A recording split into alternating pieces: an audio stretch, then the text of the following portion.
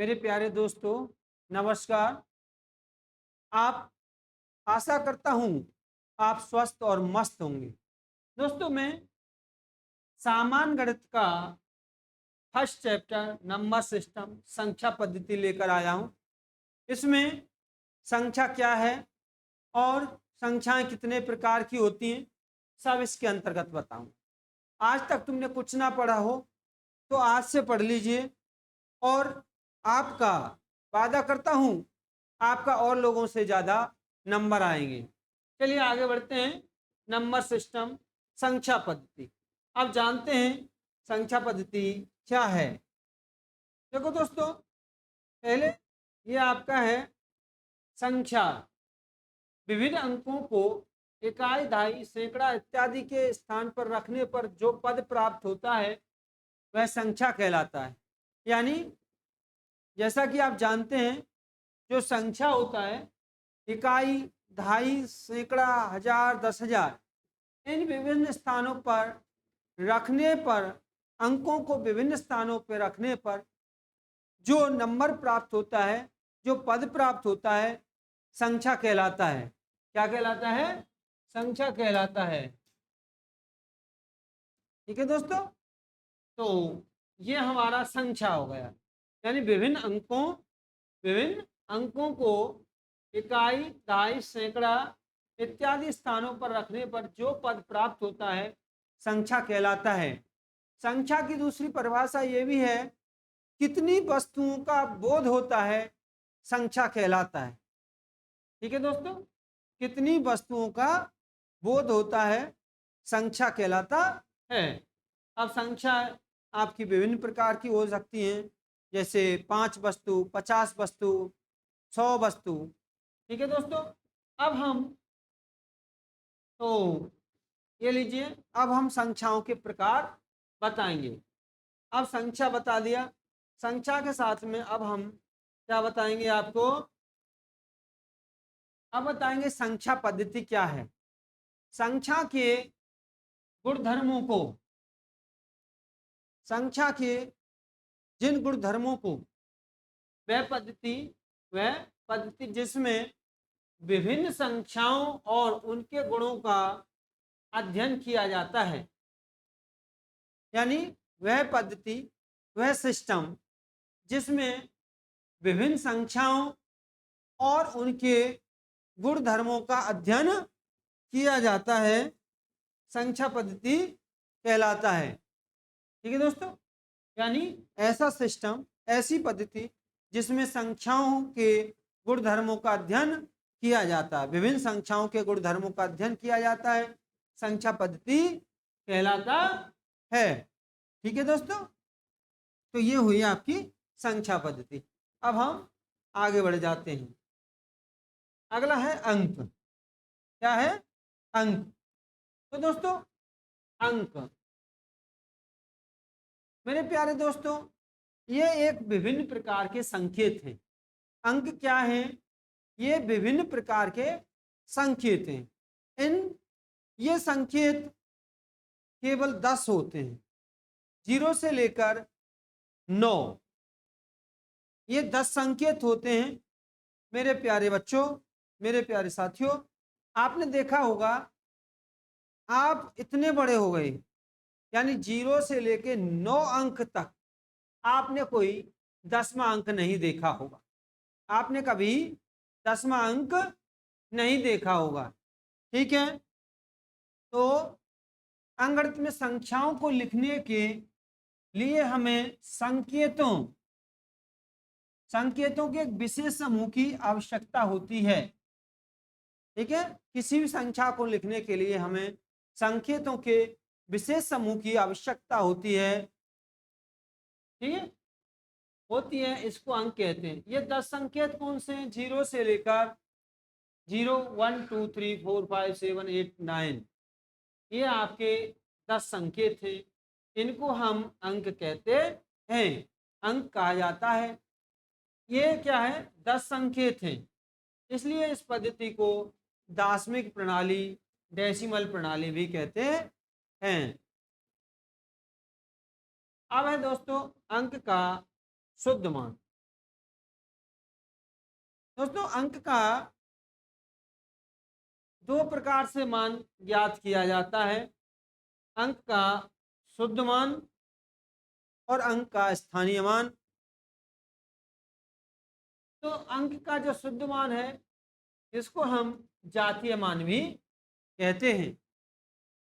मेरे प्यारे साथियों, अंक का शुद्ध मान है इसको हम जातीय मान भी कहते हैं। यानी संख्या में अंक का अपना जो मान है उसको शुद्ध मान या जातीय मान कहते हैं, यानी फेस वैल्यू कहते हैं, चाहे वो किसी भी स्थान पर है। चाहे वो प्यारे दोस्तों किसी भी स्थान है पर है अंक, तो उसको हम शुद्ध मान या जातीय मान कहते हैं, इसको हम फेस वैल्यू कहते हैं। एक वास्तविक दी गई संख्या में किसी अंक का शुद्ध मान उस अंक का अपना मान होता है। क्या होता है दोस्तों? उस अंक का अपना मान होता है, चाहे वह किसी भी स्थान पर हो। ठीक है, तो इसमें स्थान से मतलब नहीं है, इकाई, दहाई, सैकड़ा, हजार, 10,000। लेकिन ये जो 5 है, ये जब इकाई दहाई गिनेंगे तो 50,000 पर है, लेकिन 5 का शुद्ध मान 5 ही है, 6 का शुद्ध मान 6 है, 4 का शुद्ध मान 4 है, 9 का शुद्ध मान 9 है, 3 का शुद्ध मान 3 है। ठीक है प्यारे दोस्तों, तो शुद्ध मान, मुझे आशा है आपको समझ आ गया होगा शुद्ध मान क्या है। ठीक है दोस्तों, चलिए अब पढ़ते हैं हम स्थानीय मान।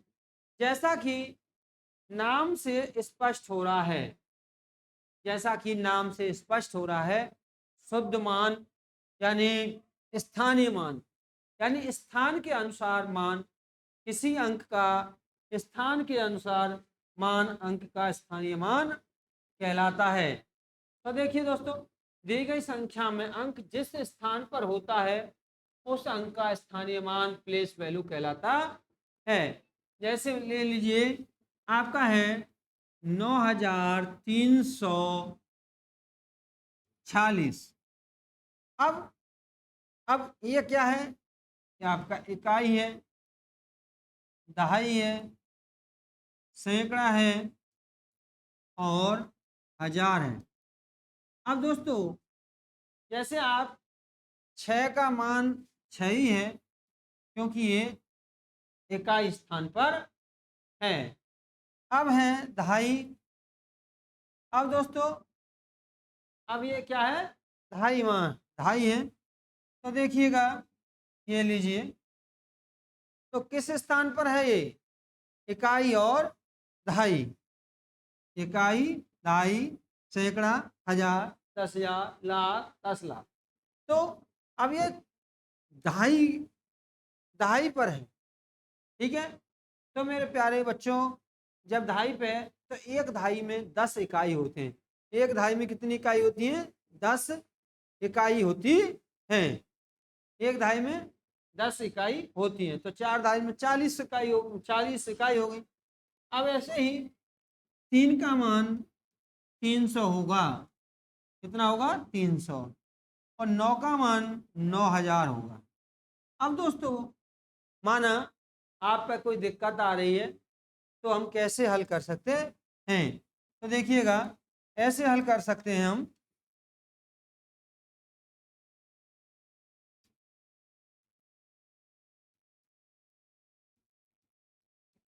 जैसे हमको 3 का निकालना है, 3 के पीछे कितने अंक हैं? 1, 2, 2 अंक हैं, तो ये 3 से हुआ। 3 का स्थानीय मान 3 से हुआ। तो हम क्या करेंगे?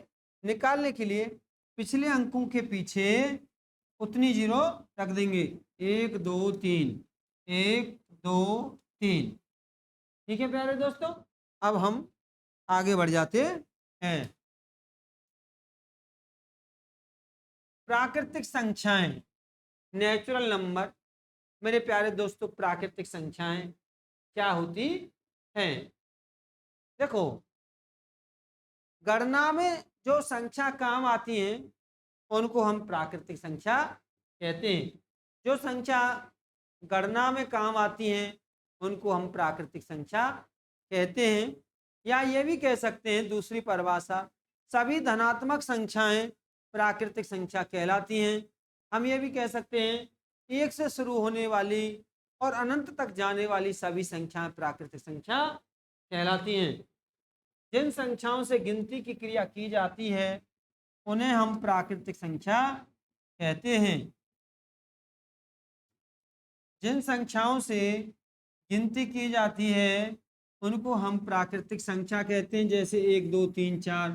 और ये मत समझ ले ये अनंत तक होती हैं। ठीक है, प्राकृतिक संख्याएं संख्या अनंत होती हैं। प्राकृतिक संख्या कितनी होती है? अनंत होती हैं। इसे n से प्रदर्शित करते हैं। यह हमेशा धनात्मक होती हैं। प्राकृतिक संख्याओं को निरूपण के लिए विभिन्न पद्धतियों में संकेत हैं। देखिए, अंग्रेजी पद्धति में अंग्रेजी की संख्याएं, हिंदी पद्धति में हिंदी की संख्याएं, अरबी फारसी पद्धति में अरबी फारसी संख्याएं।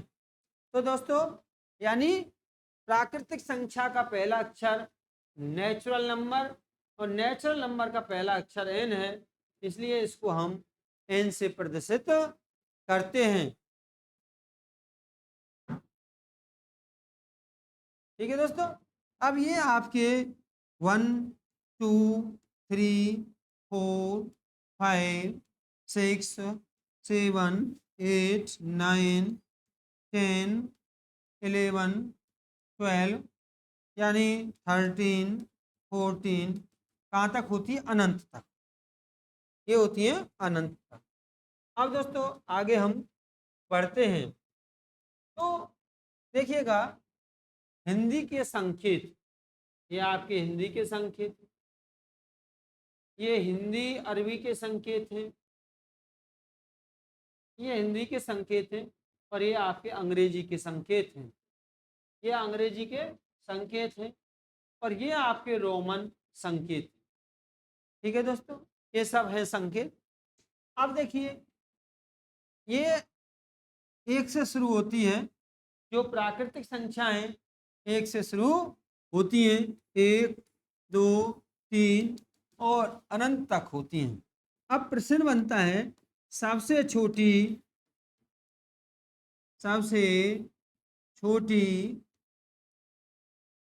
प्राकृतिक संख्या, सबसे छोटी प्राकृतिक संख्या 1 है। क्योंकि मेरे प्यारे दोस्तों, हम गणना कहाँ से चालू करते हैं? 1 से शुरू करते हैं। और सबसे बड़ी प्राकृतिक संख्या, मेरे प्यारे बच्चों, मेरे प्यारे दोस्तों, सोचो कि सबसे बड़ी प्राकृतिक संख्या कहाँ से शुरू होती, यानी सबसे बड़ी प्राकृतिक संख्या सोचिए। देखिए, तो मैं बता देता हूँ। सबसे बहुत अच्छे, वेरी गुड, प्राकृतिक संख्या कोई नहीं,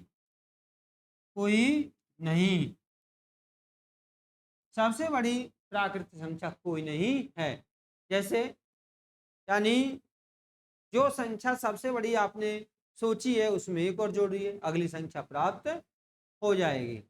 चलिए दोस्तों, अब हम आगे बढ़ जाते हैं। अब है सम संख्या, यानी नेचुरल नंबर, सम संख्या। अब देखिए दोस्तों, यानी सम संख्या, इवन नंबर। मेरे प्यारे, ये भी प्राकृतिक संख्या का ही भाग है। वे संख्याएं जो 2 से पूरी पूरी विभाजित हो जाती हैं इवन नंबर कहलाती हैं, सम संख्याएं कहलाती हैं। 2 से विभाजित होने वाली प्राकृतिक संख्याएं सम संख्या कहलाती हैं। या हम ये भी कह सकते हैं, अब बहुत बड़ी संख्या दी है, बहुत बड़ी संख्या दी है, और ये बताइए कि ये सम संख्या है या नहीं। तो मेरे प्यारे दोस्तों, यानी आपको इतना करना है, यदि किसी संख्या में इकाई का अंक 2 4 6 8 हो, किसी संख्या में इकाई का अंक 2 4 6 8 और 0 हो तो वह संख्या सम संख्या कहलाएगी। जैसे हमने कोई भी संख्या लिख ली और यहाँ पर 0 लिख दिया, यानी इन संकेतों में से हमने कोई भी अंक यहाँ लिख दिया तो इसको हम, यानी इकाई अंक पे क्या हो, 0, 2, 4, 6, 8, इनमें से कोई भी एक अंक हो तो वो संख्या सम संख्या कहलाएगी, यानी क्या हो, इवन नंबर कहलाती है। अब आ जाइए विषम संख्या। देखिए सम और विषम संख्या का आपस में एक जोड़ा है। सम एक सम आती है, फिर इसके बाद विषम आती है। विषम संख्याएं और नंबर वे प्राकृतिक संख्याएं जो दो से विभाजित नहीं होती हैं वो विषम संख्या कहलाती हैं। तो यानी वे संख्याएं जो दो से विभाजित नहीं होती हैं विषम संख्या कहलाती हैं। जैसे 1, 3, 5, 7, 9, 11। तो जैसे इसमें और ये कह सकते हैं विषम संख्या जिनका इकाई अंक 1, 3, 5, 7, 9, जिनका इकाई अंक जो है 1, 3, 5, 7, 9 हो वे संख्या आपके क्या कहलाती हैं, विषम संख्या। अब आपने यहाँ पर कितना भी बड़ा कोई संख्या ले लिया है, कितनी भी बड़ी कोई संख्या ले ली, मान लीजिए यहाँ पर 8 है, यहाँ पर 7 है, यहाँ पर 6 है, यहाँ पर 2 है और यहाँ पर 4 है, लेकिन जो इकाई का अंक है ये, इसमें इनमें से कोई भी एक संख्या होगी तो वो संख्या विषम संख्या कहलाएगी। जैसे मैंने 5 रख दिया, ठीक है। अब इकाई का अंक 1 हो, 3 हो, 5 हो, 7 हो, 9 हो तो वो संख्या विषम संख्या कहलाती है। और वैसे हम ये कह सकते हैं वे संख्याएं जो 2 से विभाजित नहीं होती हैं विषम संख्या कहलाती हैं। अब दोस्तों यह जान लीजिए कि प्रत्येक संख्या में आधी सम संख्या होती हैं और आधी विषम संख्या होती हैं। चलिए अब हम इसको ले लेते हैं। ये ले लिया, जैसे 1, 2, 3, 4, 5, 6, 7 और 7 ले लिया हमने। तो अब इसमें हम विषम संख्या काउंट करेंगे। क्या काउंट करेंगे, विषम संख्या काउंट करेंगे। 1, 3, 5, 7 तो 1, 2, 3, 4, ठीक है।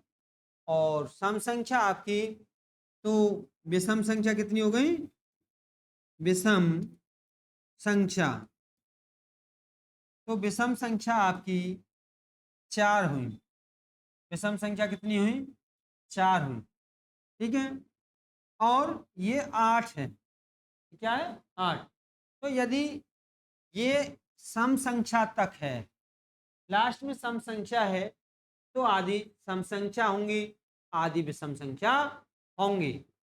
तो देखिएगा अब सम में आ जाइए, 1, 2, 3, 4 आधी और सम संख्या होंगी और आधी विषम संख्या होंगी। तो दोस्तों अब हम मान लीजिए कैसे निकालें कि कितनी सम संख्या हैं और कितनी विषम संख्या हैं। तब दोस्तों हमको करना क्या होता है, ये करना होता है, देखिए जैसे ये अंतिम अंक जितना है 8, अंतिम अंक 8 है और हमको सम संख्या निकालनी है। इसमें 2 से भाग दे दिए, 4 हो गई, तो सम संख्या 4 हो गई। अब दोस्तों यहाँ ये देखिए, अब मान लीजिए आप यहाँ पर आपका 8 नहीं है, चलिए 8 है, तब मैं पहले आपको सम और विषम दोनों बता देता हूँ। तो यानी 8 है, तो अंतिम अंक का आधा सम संख्या होगा। अब विषम विषम भी आधा हो। अब मान लीजिए तो ये दोनों 4 4 हो गए।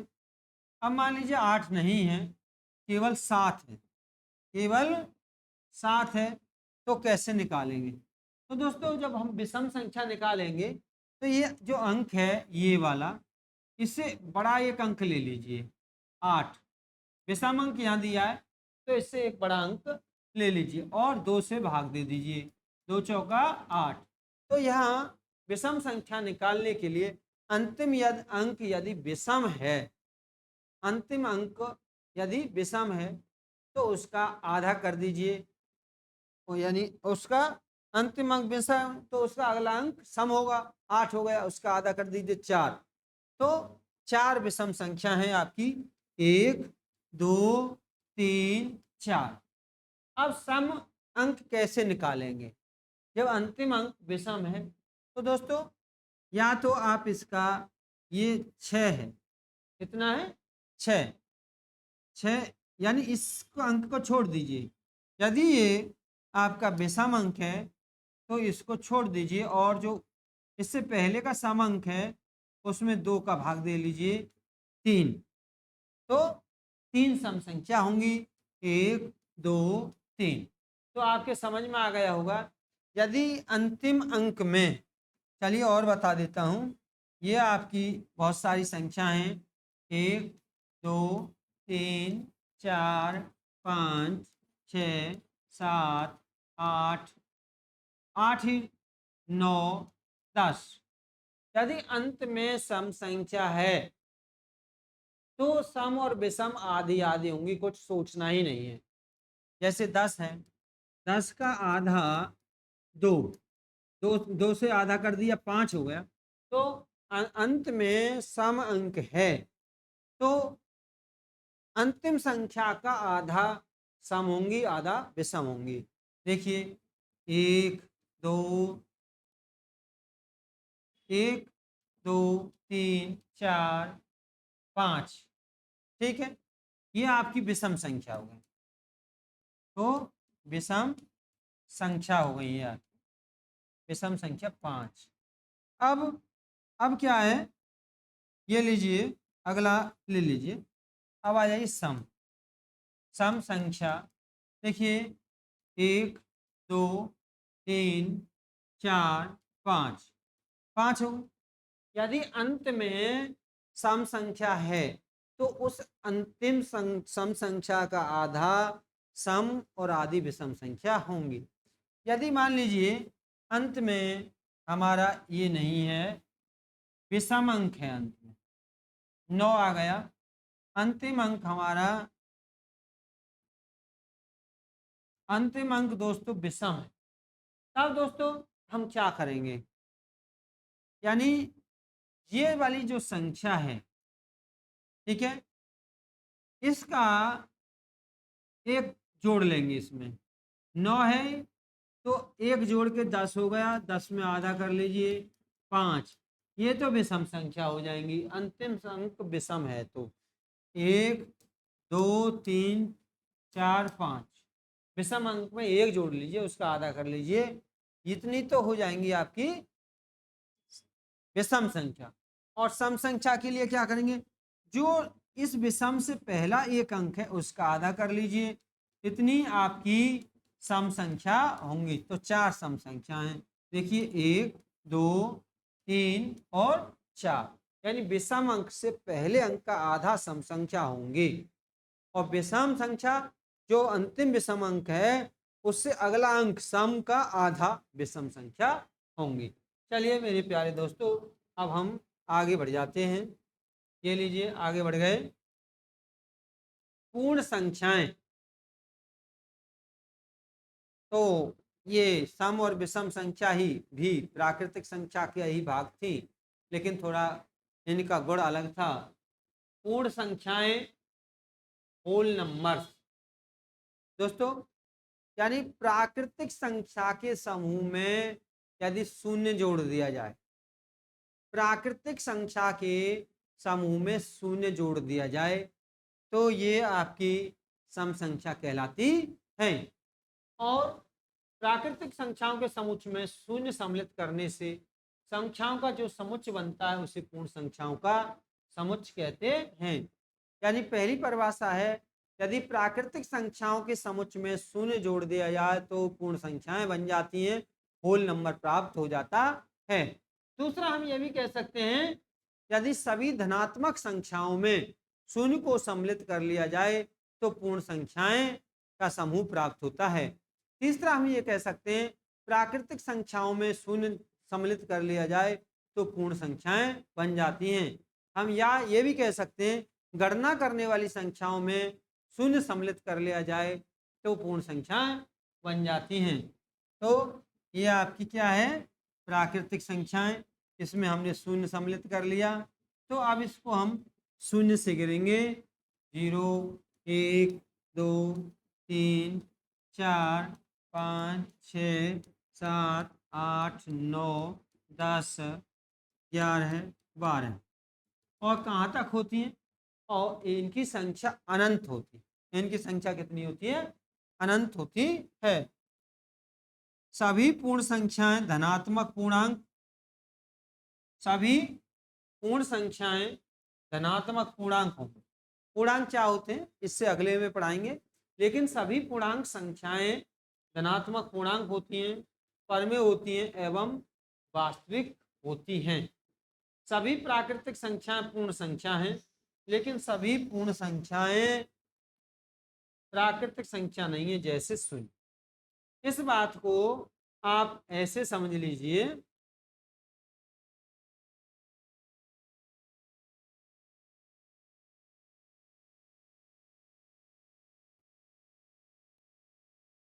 मेरे प्यारे दोस्तों, इस बात को आप ऐसे समझिए, जैसे हमारा प्राकृतिक संख्या में शून्य सम्मिलित कर लिया जाए, और प्राकृतिक संख्या सभी धनात्मक संख्या होती हैं।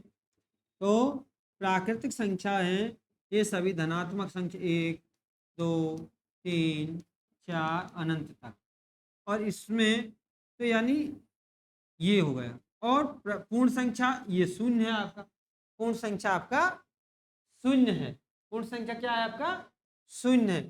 तो हम कह सकते हैं सभी पूर्ण संख्याएं शून्य, अब शून्य प्लस में प्राकृतिक संख्या, तो सभी पूर्ण संख्याएं प्राकृतिक संख्या, यानी अब देख रहे हैं ना आप प्राकृतिक, तो हम कह सकते हैं सभी प्राकृतिक संख्या पूर्ण संख्या हैं, लेकिन सभी पूर्ण संख्या प्राकृतिक संख्या नहीं है, क्योंकि इसमें शून्य आता है। केवल एक संख्या ही ऐसी है, पूर्ण संख्या में केवल एक संख्या ही ऐसी है जो प्राकृतिक नहीं है, यानी शून्य। ठीक है दोस्तों, तो आगे हम बढ़ जाते हैं। तो ये जान लेते हैं कि सबसे छोटी पूर्ण संख्या, बताइए सबसे छोटी पूर्ण संख्या क्या है। सबसे छोटी पूर्ण संख्या, स्मॉलेस्ट पूर्ण संख्या, होल नंबर, सबसे छोटी पूर्ण संख्या, पूर्ण संख्या। तो सबसे छोटी पूर्ण संख्या शून्य होती है, क्योंकि ये शून्य से चालू होती है। सबसे बड़ी पूर्ण संख्या, पूर्ण संख्या कोई नहीं, सबसे बड़ी पूर्ण संख्या मेरे प्यारे दोस्तों कोई नहीं है। ठीक है, सबसे बड़ी पूर्ण संख्या कोई नहीं है। चलिए अब हम आगे बढ़ जाते हैं, पूर्णांक। कहाँ बढ़ जाते हैं, पूर्णांक पर आगे बढ़ जाते हैं कि पूर्णांक क्या है।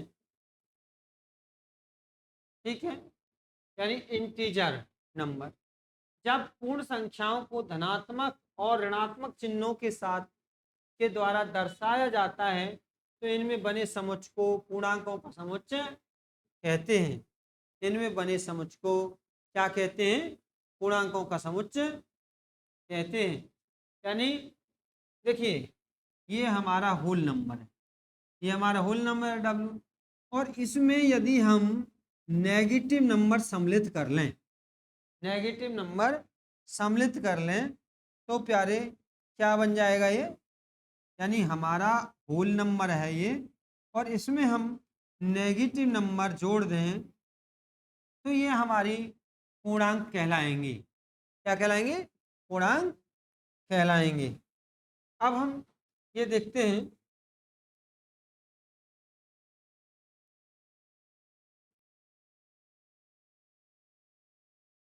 तो देखिएगा,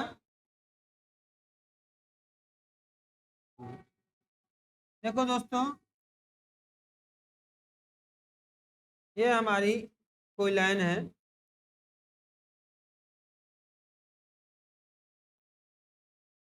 ये हमारी प्यारे दोस्तों कोई लाइन है, ठीक है।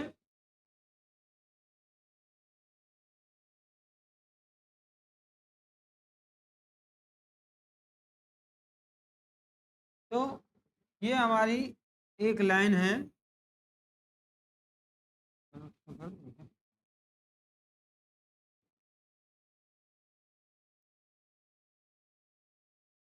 ठीक है। ये हमारी कोई एक लाइन है,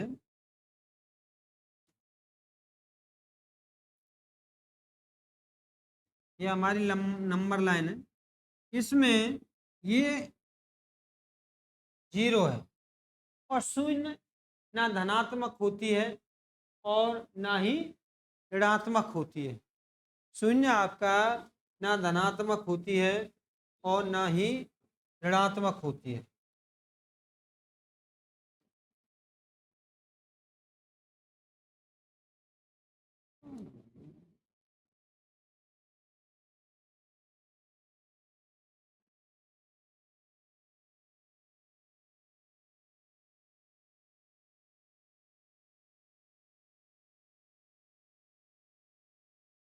ये मेरे प्यारे बच्चों, ये आपका शून्य है। क्या है? शून्य है। और इसके दाईं तरफ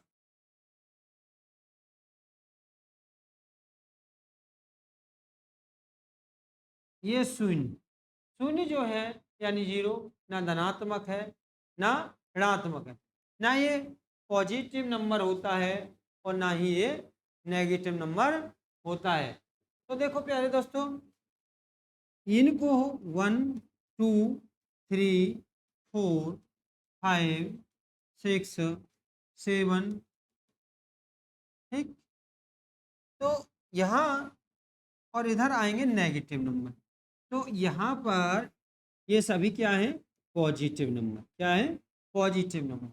पॉजिटिव नंबर के समूह में हमने शून्य जोड़ लिया और इधर हमने नेगेटिव नंबर ले लिया, यानी पॉजिटिव नंबर और शून्य, ठीक है। यानी धनात्मक संख्या शून्य और ऋणात्मक संख्या के समूह को हम क्या कहते हैं? हम कहते हैं पूर्णांक, इंटीजर बोलते हैं। क्या बोलते हैं? इंटीजर। और या हम ये भी कह सकते हैं, अब ये क्या है? सभी पॉजिटिव नंबर क्या होते हैं? नेचुरल नंबर होते हैं। सभी पॉजिटिव नंबर प्यारे दोस्तों पॉजिटिव नंबर नेचुरल नंबर यानी प्राकृतिक संख्या होते हैं। और अब इसमें हमने शून्य को भी सम्मिलित कर लिया, शून्य को भी सम्मिलित कर लिया, तो ये बन गए शून्य प्लस में नेचुरल नंबर। यानी नेचुरल नंबर में प्राकृतिक संख्या में शून्य जोड़ दिया जाए तो ये होल नंबर बन जाते हैं, पूर्णांक पूर्ण संख्या कहलाते हैं। इनमें हम नेगेटिव जोड़ दें, 1 ऋण 2 ऋण 3 -4 -5 और अनंत तक। कहाँ तक? ऋण के अनंत तक, ठीक है। तो ये परिभाषा बन गई आपकी सभी नेगेटिव नंबर और सभी पॉजिटिव नंबर। पहली परिभाषा पूर्णांक की ये बनी, पूर्णांक की जो आपकी पहली परिभाषा है वो बनी सभी नेगेटिव नंबर, 0 और पॉजिटिव नंबर का जो समूह है, समुच्चय है, सेट है, वो आपका इंटीजर कहलाता है, पूर्णांक कहलाता है। अब इन दोनों को इकट्ठा कर लें तो हम ये कह सकते हैं नेगेटिव नंबर और प्लस में होल नंबर, यानी पूर्ण संख्या और सभी ऋणात्मक संख्याओं का समूह आपका क्या कहलाता है? क्या कहलाता बताइए? पूर्णांक कहलाता है।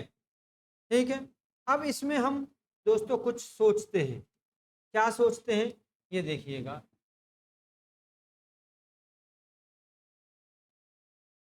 सबसे पहले हमारा है सबसे छोटा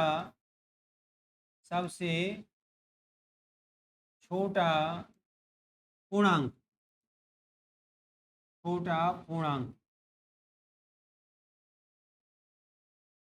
सबसे छोटा पूर्णांक।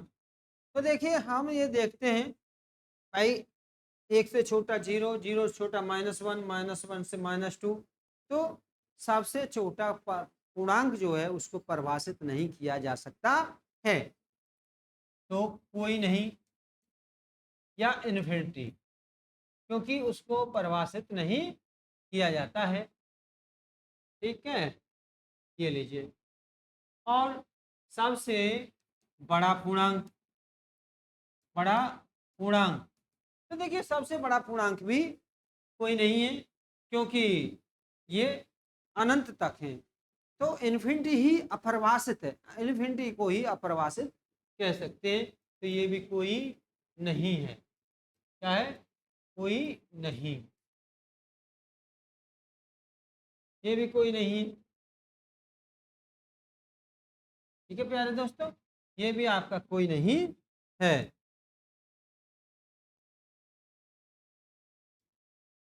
तो ये भी आपका कोई नहीं, कोई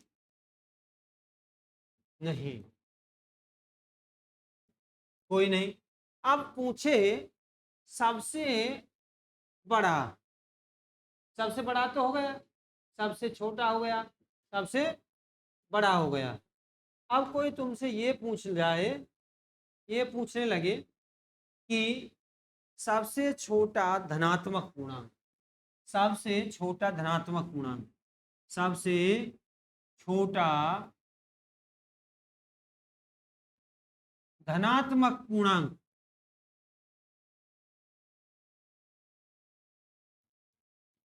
धनात्मक पूर्णांक, सबसे छोटा धनात्मक पूर्णांक। तो हम देखते हैं सबसे छोटा धनात्मक पूर्णांक एक है। धनात्मक शब्द आया है एक। अब है सबसे बड़ा, बड़ा शब्द है बड़ा ऋणात्मक पूर्णांक, ऋणात्मक पूर्णांक, ये ऋण का एक है। क्यों है? सबसे जो बड़ा ऋणात्मक पूर्णांक है वो बच्चा ऋण का एक है। क्या है? ऋण का एक है। ठीक है, क्योंकि ऋण का 5 छोटा और छोटा और छोटा और छोटा, सबसे ये यानी ये ऋण का 5 छोटा, इससे बड़ा ये, इससे बड़ा ये, इससे बड़ा ये, और ऋण के एक से बड़ा आपका शून्य, यानी ऋणात्मक सभी ऋणात्मक संख्याओं से बड़ी शून्य होती है। ठीक है दोस्तों, और एक बात जान लीजिए, यहाँ तो आप जानते हैं 4 से छोटा 3 और 4 से बड़ा 5। तो आप ये जान लीजिए कि जब हम राइट साइड में चलते हैं, जब हम राइट साइड में चलते हैं प्यारे दोस्तों, तो संख्याओं का मान बढ़ता जाता है।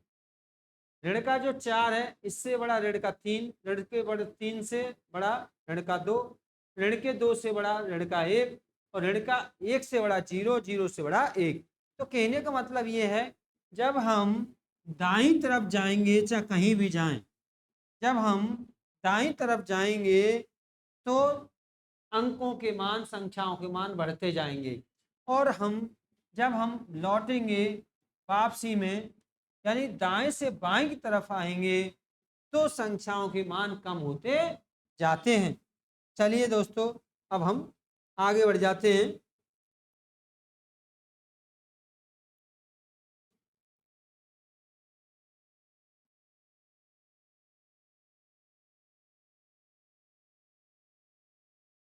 चलिए पूर्णांक दोस्तों आया समझ में? ठीक, मुझे पता है आ गया, वेलकम, बहुत अच्छे। तो देखिए मैंने और थोड़ा सा फिगर के साथ व्याख्या की है। सभी पॉजिटिव नंबर यानी सभी धनात्मक संख्याएं। Zero is the neither positive nor negative. Zero ना तो नेगेटिव है और ना ही पॉजिटिव है, सभी पॉजिटिव संख्याएं और नेगेटिव नंबर। तो अब क्लियर हो गया होगा। अब इसमें वो छोटा बड़ा तो मैंने आपको बता ही दिया। ये जो संख्या है ये आपकी नेचुरल नंबर है। क्या है? नेचुरल नंबर है। और इसमें हम जीरो भी जोड़ दें तो मेरे प्यारे ये होल नंबर बन जाएंगे। और ये आपकी नेगेटिव नंबर है, नेगेटिव नंबर है। तो मैंने परिभाषा बताई दी। अब मैं आगे क्या व्याख्या करूं। अब आइए भाज्य संख्या। भाज्य संख्याएं कंपोजिट नंबर ऐसी संख्याएं जिनके दो से अधिक गुणनखंड हो। जिसके दो से अधिक गुणनखंड हो भाज्य संख्या कहलाती हैं, कंपोजिट नंबर कहलाती हैं। कितने? दो से अधिक। आपके दो से अधिक नंबर होने चाहिए उनको। ऐसी प्राकृत संख्या जो एक या अपने को छोड़कर अन्य संख्या से भी विभाजित हो जाता है वे भाज्य संख्या कहलाती हैं। ठीक है। तो अब जैसे 4, 6, 9, 4, 6, 4, 6, 8, 9, 10, 12, 14, 15। देखिए भाज्य संख्या में सम और विषम दोनों होंगे। सम और विषम दोनों होंगे। सम और विषम दोनों क्यों होंगी? इसलिए होंगी कि जो संख्या एक और स्वयं के अतिरिक्त किसी संख्या से कट जाए, जो संख्याएं एक और स्वयं के अतिरिक्त किसी संख्या से कट जाएं तो वो आपकी भाज्य संख्या कहलाती हैं। अब आप सोच रहे होंगे कि दो भाज्य संख्या नहीं है सर जी, दो भी तो भाज्य संख्या नहीं, दो भाज्य नहीं है, दो सम संख्या है। देखिएगा जैसे 4 है, 4 एक से कट जाती है और 4 से कट जाती है। इसके अलावा ये 2 से भी कट जाती है। लेकिन जो दो दो संख्या है, अब ये 6 है, 1 से कट जाएगी, 2 से, 3 से और 6 से। यानी एक और स्वयं के अलावा तीसरे नंबर से भी कटने चाहिए, या हम कहें जिनके गुणनखंड 3 हो। जिसके गुणनखंड कम से कम 3 संख्याएं हों तो वो आपकी भाज्य संख्या कहलाती हैं। दो आपकी भाज्य संख्या नहीं है। क्यों नहीं है? दो आपकी भाज्य संख्या क्यों नहीं है? क्योंकि एक से और दो, एक और स्वयं के अतिरिक्त इसे काटने के लिए, इसे विभाजित करने के लिए हमारे पास कोई भी तीसरा अंक नहीं है, इसलिए दो भाज्य नहीं है। अब इसमें आ जाइए, सबसे छोटी भाज्य संख्या और सबसे छोटी भाज्य संख्या 4। सबसे छोटी भाज्य संख्या कितनी है? 4 है।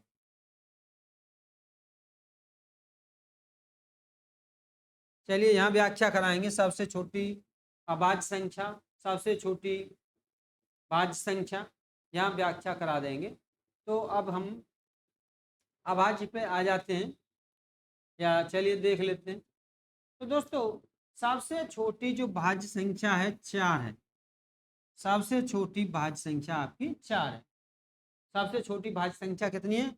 सबसे छोटी भाज्य संख्या, सबसे छोटी भाज्य संख्या,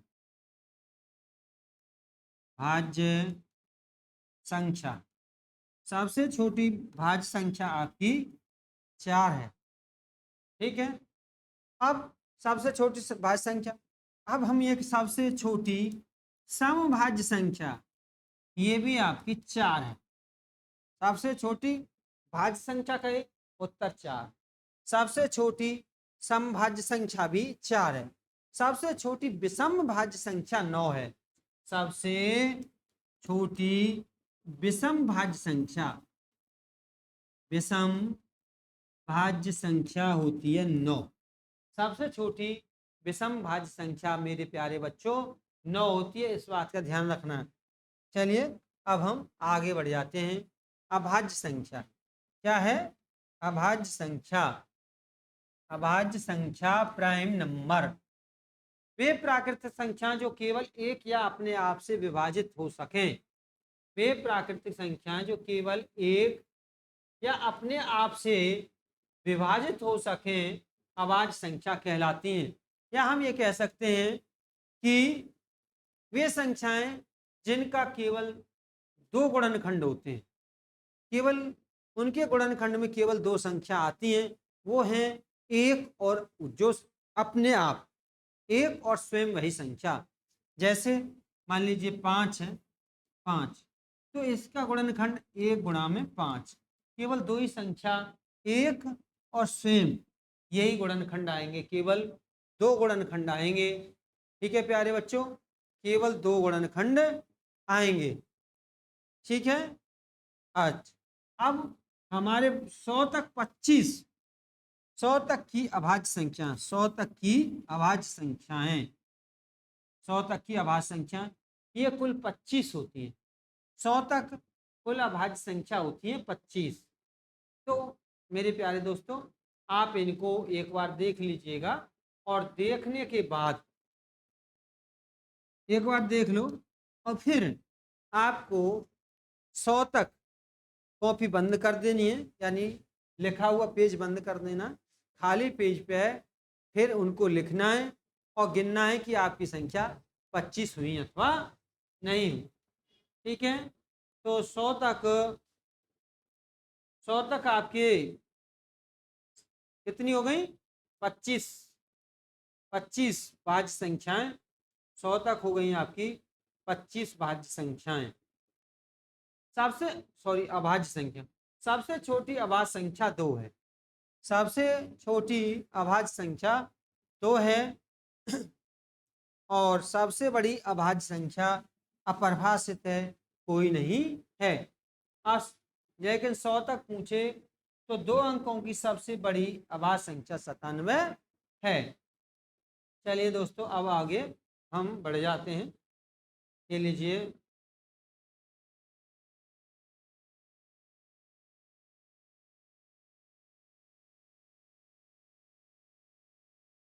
अब आ जाइए।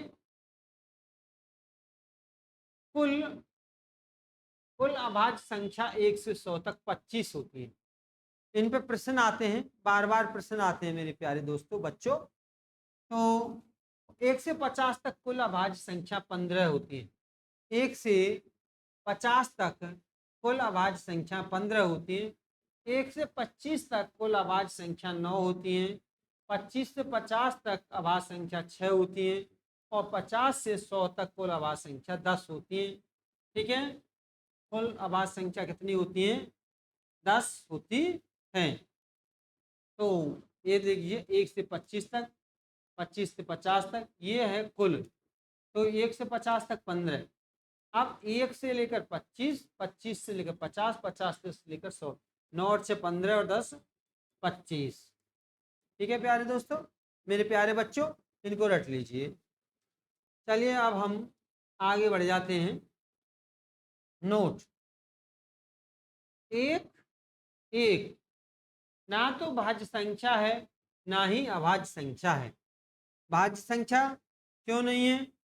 क्योंकि इसमें भाज्य संख्या में उस संख्या के 3 अंक गुणनखंड के रूप में आने चाहिए, लेकिन एक में तो केवल एक ही गुणनखंड है। ऐसे ही अभाज्य संख्या भी नहीं है। अभाज्य संख्या इसलिए नहीं है, एक और स्वयं के अतिरिक्त जो किसी तीसरी संख्या से ना कटे, लेकिन इसमें तो केवल एक ही अंक है, इसलिए ये अभाज्य संख्या भी नहीं है और भाज्य संख्या नहीं है। दो सबसे छोटी अभाज्य संख्या है। दो क्या है? सबसे छोटी अभाज्य संख्या है और दो ही सबसे छोटी सम संख्या भी है। मेरे प्यारे बच्चों, दो सबसे छोटी सम संख्या भी है आपकी। ठीक है, दो सबसे छोटी अभाज्य संख्या तो है ही है और दो सम संख्या भी है। दो एकमात्र ऐसी सम संख्या है जो ऋण संख्या भी है। मतलब केवल दो ही एक ऐसी संख्या है जो सम भी है और अभाज्य भी है केवल, और दो ही एक ऐसी सम संख्या है जो अभाज्य है बाकी की विषम संख्या अभाज्य है। 3 सबसे छोटी विषम अभाज्य संख्या है। सबसे छोटी विषम अभाज्य संख्या 3। 4 सबसे छोटी भाज्य संख्या है जो मैंने पीछे बता दिया है। 9 सबसे छोटी विषम भाज्य संख्या है। चलिए दोस्तों आगे बढ़ जाते हैं। सभी अभाज्य संख्या विषम संख्या है 2 को छोड़कर। तो ऐसी अभाज्य संख्या जो सम है, बाकी की सभी अभाज्य संख्या विषम है, लेकिन सभी विषम अभाज्य संख्याएं नहीं है। देखिए सभी अभाज्य संख्याएं विषम है, सभी अभाज्य संख्या विषम है। जैसे आपका 3 है, 5 है, 7 है, 11 है, 13 है, 17 है, 19 है। तो ये सभी संख्या विषम है। जो संख्या 2 से ना कटे वो विषम संख्या कहलाती है। तो सभी अभाज्य संख्याएं विषम हैं, लेकिन सभी विषम संख्याएं अभाज्य नहीं है। सभी विषम संख्या अभाज्य नहीं है। जैसे आपका हो गया 9, आपका हो गया 15, ठीक है, 21। ये विषम तो है लेकिन अभाज्य नहीं है। चलिए दोस्तों आगे बढ़ते हैं। 5 से बड़ी किसी भी अभाज्य संख्या को 6 से भाग देने पर शेषफल 1 या 5 होगा। यानी 5 से बड़ी किसी भी अभाज्य संख्या को 6 से भाग दें तो शेषफल 1 आएगा या 5 आएगा। 5 से बड़ी किसी भी अभाज्य संख्या, 5 से बड़ी अभाज्य संख्या ले ली हमने। कितना ले लिया? हमने ले लिया 17। अब कह रहा है 5 से बड़ी किसी अभाज्य संख्या को 6 से भाग दिया तो शेष फल 1 होगा या 5 होगा। तो 17 में दे दो 6 से भाग, 6 दूनी 12, बचे 5, शेष फल 5 होगा, ठीक है, या 1 होगा। यानी 5 से बड़ी किसी अभाज्य संख्या को 6 से भाग देंगे तो शेष फल हमेशा 5 आएगा अथवा 1 आएगा। 21 को ले लीजिए, 21। अब 21 आपकी 5 का 20, 5 6 से भाग देना है, 6 तिया 18, ठीक है, 21 है।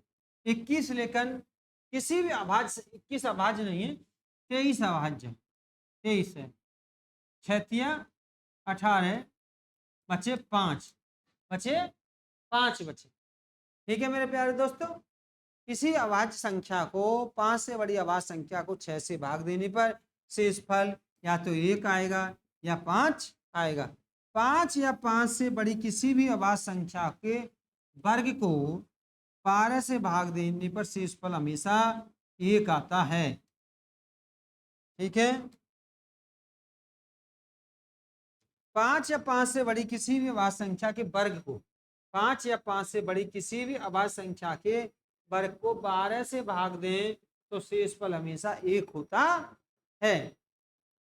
जैसे 5 से बड़ी अभाज्य संख्या है 7 और 7 का कर दिया वर्ग 49 आ गया। अब इसको दे दे 12 से भाग तो ये शेषफल हमेशा 1 आएगा। 12 चौका 48, तो शेषफल कितना हुआ? 1 हुआ, ठीक है। अब ये 11 का वर्ग होता है 121। अब इसमें हम 12 से भाग देंगे तो 12 धाम के 120, शेषफल कितना आया? 1 आया, ठीक है। चलिए अब हम आगे बढ़ जाते हैं। शून्य संबंधी जानकारी, शून्य संबंधी जानकारी। शून्य का आविष्कार भारत में आर्यभट्ट द्वारा किया गया। शून्य का आविष्कार भारत में आर्यभट्ट द्वारा किया गया। शून्य में किसी भी संख्या से भाग देने पर शून्य प्राप्त होता है। शून्य में किसी भी संख्या से भाग दें तो शून्य प्राप्त होता है। शून्य का किसी संख्या में भाग देने पर भागफल अपरिभाषित होता है।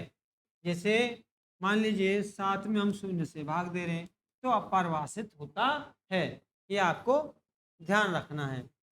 आगे, शून्य में किसी भी संख्या को जोड़ने पर वही संख्या प्राप्त होती है। शून्य माने एक तरह से कुछ नहीं, शून्य माने एक तरह से कुछ नहीं। जब हम किसी संख्या में कुछ नहीं जोड़ेंगे तो वही संख्या हमको प्राप्त होगी। ये हमारे आर्यभट्ट जी हैं जिन्होंने पाई की खोज की थी। ठीक है, पाई की खोज की थी। भारतीय गणितज्ञ आर्यभट्ट जी हैं ये। ठीक है बच्चों, भारतीय गणितज्ञ आर्यभट्ट जी। चलिए आगे बढ़ते हैं। किसी संख्या से शून्य घटाने पर वही संख्या प्राप्त होती है। किसी संख्या से शून्य घटाने पर वही संख्या, कोई संख्या है, शून्य माने कुछ नहीं, तो किसी संख्या यानी शून्य कुछ नहीं घटाएंगे तो हमारा वही संख्या प्राप्त होगी। शून्य से किसी संख्या को शून्य से किसी संख्या को घटाने पर हमको वो संख्या ऋणात्मक प्राप्त हो जाती है। कैसे हो जाती है? देखिए भाई, शून्य माने कुछ नहीं। अब जब तुम्हारे पास कुछ नहीं है और तुम खर्च कर रहे हो तो ऋण में तो जाओगे ही, सीधी सी बात है। तो क्या जाओगे? ऋण में जाओगे। शून्य में किसी संख्या से गुणा करने पर शून्य प्राप्त होता है। शून्य में किसी संख्या से गुणा करने पर शून्य प्राप्त होता है। शून्य ना तो धनात्मक है और ना ही ऋणात्मक है। शून्य ना तो धनात्मक है ना ही ऋणात्मक है। चलिए दोस्तों बने रहिए, संख्या बस खत्म होने पर है। 3 टॉपिक हैं, परमेय, अपरमेय और वास्तविक संख्याएं। परमेय, अपरमेय और वास्तविक संख्याएं यानी रेशनल नंबर। क्या? रेशनल। एक पूर्णांक को दूसरे पूर्णांक से भाग देने पर जो लघुत्तम प्राप्त होता है वह परमेय संख्या कहलाती है। एक पूर्णांक को दूसरे पूर्णांक से भाग देने पर जो लघुत्तम प्राप्त होता है वो परमेय संख्या कहलाती है। जैसे ये 50 है और ये 100 है। 50 एकम 50, 50 दूनी 100। एक पूर्णांक को दूसरे पूर्णांक से भाग देने पर जो लघुत्तम संख्या प्राप्त होती है वो परमेय संख्या कहलाती है। अथवा हम ये कह सकते हैं वे संख्याएं जिन्हें पी अपॉन क्यू के रूप में व्यक्त किया जा सकता है। पी और क्यू, या पी और क्यू पूर्णांक है, क्यू क्यू के बराबर 0 नहीं हो सकता है। ठीक है, यानी कहने का अर्थ हमारा ये है कि हर हर शून्य नहीं हो सकता है। तो दोस्तों आप ये जान लीजिए, हर शून्य नहीं हो सकता है। अब आप सोच रहे होंगे क्या सभी, अब देखिए ये सभी प्राकृतिक संख्या नेचुरल नंबर, आपके सभी प्राकृतिक संख्या यानी नेचुरल नंबर, प्राकृतिक संख्या क्या होते हैं? परमेय संख्या होती है। कैसे? जैसे 9 है, 9 के नीचे 1 रख दो। शून्य है, शून्य के नीचे 1 रख दो। सभी होल नंबर क्या है? परमेय संख्या है। क्योंकि प्राकृतिक संख्या में केवल शून्य जोड़ने पर ही तो हमको होल नंबर प्राप्त होता है यानी पूर्ण संख्या। तो सभी प्राकृतिक संख्या, सभी पूर्ण संख्या और सभी पूर्णांक आपकी परमेय संख्या हैं। ठीक है दोस्तों, और पूर्णांक में नेगेटिव नंबर है, ये नंबर है, इसके नीचे 1 रख दो, ये बन गया पी अपॉन क्यू, अंश और हर के रूप में बन गया। 7/5, 22/7 आदि। तो ये आपकी रेशनल नंबर हो गई। यानी सभी प्राकृतिक संख्या परमेय होती हैं, सभी पूर्ण संख्या परमेय होते हैं, सभी पूर्णांक परमेय संख्या होती हैं, सभी भिन्न परमेय संख्या होती हैं, ऋणात्मक सभी संख्याएं परमेय संख्या होती हैं। ठीक है, चलिए आगे बढ़ते हैं। अपरमेय संख्याएं वे वास्तविक संख्याएं जो परमेय नहीं है, अपरमेय संख्या कहलाती हैं। वे संख्याएं जिनका वर्गमूल पूरा पूरा नहीं आती है सभी क्या हैं? अपरमेय संख्या हैं। सभी अपरमेय संख्या हैं। जैसे √3, √5 जिनका वर्गमूल पूरा पूरा नहीं आता है, जिन संख्याओं का वर्गमूल जैसे तो √2, 2 तो परमेय संख्या है लेकिन वर्गमूल 2, ऐसी संख्याएं, ऐसी ऐसी परमेय संख्याएं जिनका वर्गमूल निकालने पर वर्गमूल पूरा नहीं आता है अपरमेय संख्या कहलाती है। 5 तो परमेय है लेकिन वर्गमूल 5, √5 आपकी अपरमेय संख्या है। देखिए दोस्तों, अब इसमें एक होता है शांत संख्या और एक होता है शांत। शांत संख्या दो प्रकार की होती हैं। शांत हो गई, ठीक है, जैसे आपका 2/5, 0.4।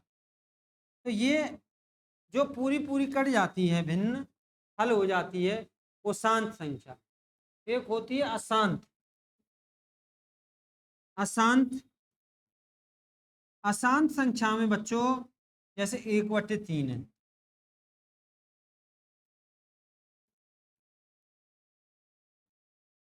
1/3 है अशांत संख्या में, क्या 1/3 है अशांत संख्या।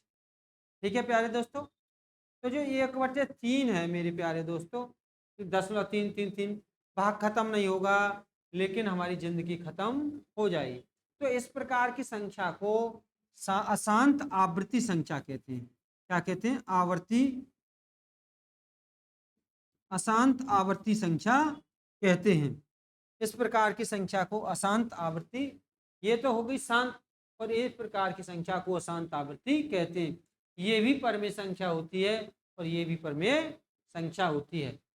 ठीक है, अब हम एक और ले लेते हैं, अशांत, अशांत लेकिन अनावृत्ति, अनावृत्ति, अशांत अनावृत्ति संख्या। ठीक है, अशांत अनावृत्ति संख्या है, अशांत अनावृत्ति संख्या जो आवृत्ति यानी किसी भी अंक की पुनरावृत्ति बार बार नहीं होती है, वो संख्या अशांत अनावृत्ति होती है, और वो उसी संख्या को केवल अपरमेय संख्या कहते हैं। अब आ जाइए वास्तविक संख्या है, ये आपका सहभाज्य संख्या। देखिए दोस्तों, को प्राइम नंबर, एक था प्राइम नंबर और एक था कंपोजिट नंबर, लेकिन ये को प्राइम है। इसमें आपके एक दोनों परमेय संख्या यानी एक परमेय और एक अपरमेय संख्या हो सकती है। एक यानी एक सम संख्या और एक विषम संख्या हो सकती है, और दोनों ही भाज्य होंगी, लेकिन को प्राइम कहलाएंगी, असहभाज्य कहलाएंगी। दो या दो से अधिक वे प्राकृतिक संख्या जिनका महत्तम समावर्तक एक हो असहभाज्य संख्या कहलाती हैं, जैसे 8 और 15। 8 भी भाज्य है और 15 भी भाज्य है, लेकिन ये दोनों संख्या किसी एक संख्या से विभाजित नहीं हो रही हैं, इसलिए को प्राइम नंबर कहलाएंगी। फैक्टर ऑफ 9, 9 का गुणनखंड करेंगे तो 9, ठीक है, 9 और फैक्टराइजेशन, 9 का फैक्टर किया और 8 का फैक्टर किया, तो इनमें से यानी एक को छोड़कर बाकी की कोई भी इनमें जो इसके फैक्टर हैं एक दूसरे में सम्मिलित नहीं है, तो ये को प्राइम नंबर कहलाता है।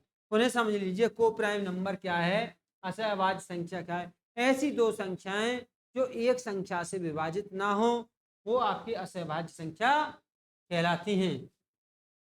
वास्तविक संख्याएं, रियल नंबर, यानी आप तक आपने जो भी पढ़ा, यानी प्राकृतिक, पूर्ण, पूर्णांक, परमेय, अपरमेय, ये सब वास्तविक संख्याएं होती हैं। इन सब के झुंड को इकट्ठा कर दो तो ये वास्तविक संख्या कहलाती हैं, रियल नंबर कहलाती हैं। परमेय व अपरमेय संख्याओं के सम्मिलित रूप से वास्तविक संख्याएं कहलाती हैं। तो वास्तविक संख्या में आपका प्राकृतिक संख्याएं, होल नंबर, इंटीजर और रेशनल नंबर। ठीक है, ये ऐसे इरेशनल नंबर अलग है। ठीक है, देखो यानी प्रत्येक प्राकृतिक संख्या पूर्ण संख्या होती है, प्रत्येक प्राकृतिक संख्या पूर्णांक होती है, प्रत्येक प्राकृतिक संख्या परमेय संख्या होती है। ठीक है, ऐसे ही प्रत्येक पूर्ण संख्या पूर्णांक और परमेय होता है। ठीक है, और प्रत्येक पूर्णांक परमेय संख्या होती है, ये अपरमेय संख्या अलग है। चलिए अत्रिभाज्य, जैसे दो को प्राइम नंबर यानी दो संख्याएं, को प्राइम नंबर यानी दो संख्याएं, दो संख्या ऐसे ही अत्रभाज्य, अत्रभाज्य prime triplet number, prime triplet, वे तीन प्राकृत संख्या जिनका महत्तम समावर्तक एक हो अत्रभाज्य संख्या कहलाती हैं। अब ये तीन संख्याएं चाहे भाज्य चाहे अभाज्य, ये किसी एक संख्या से विभाजित नहीं होनी चाहिए, ये अत्रभाज्य संख्या कहलाती हैं। धनात्मक और ऋणात्मक पूर्णांक, दोस्तों पूर्णांक में क्या है, धन की संख्या होती है, ऋण की होती है और शून्य होती है। ठीक है, तो पूर्णांक पूर्ण संख्याओं को धनात्मक पूर्णांक कहा जाता है, यानी पूर्ण संख्याओं को धनात्मक पूर्णांक कहा जाता है।